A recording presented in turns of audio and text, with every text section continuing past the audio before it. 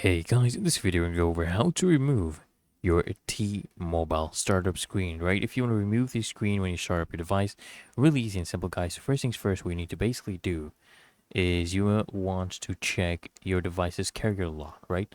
So the T-Mobile startup screen is basically tied to your phone's carrier firmware, right? So if your device is actually locked to T-Mobile, you'll need to unlock it first, right? So you want to contact T-Mobile customer support or use their app to request an unlock, provided that your device meets their eligibility requirements. So this is what you do, guys. So what you can also do is you can flash a custom firmware or stock ROM.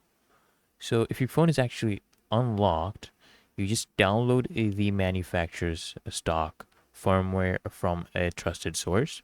You can easily find these online. You can use flashing tools like Odin for Samsung, ADB Fast Boot, or similar tools based on your device's brand. Basically, flashing a stock ROM will replace the carrier-specific firmware, just removing the T-Mobile startup screen. And what you can also do is you can go ahead and install a custom launcher, right? So while this one completely remove the startup screen, you can use a custom launcher. This will, reduce T-Mobile's branding visibility. So you can install a launcher such as Nova or Apex Launcher for more customization options.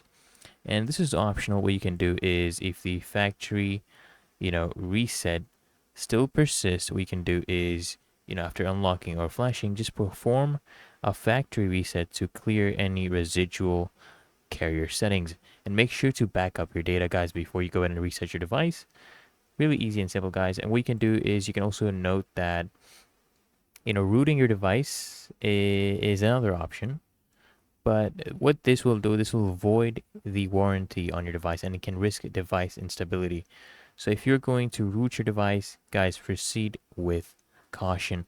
And there you have it, guys, with these steps. You should either remove or minimize the T-Mobile startup screen. So if you have any questions, drop them in the comments below. If you found this guide helpful, consider smashing that like button, as well as subscribing to frequently asked questions, and I'll see you in the next video.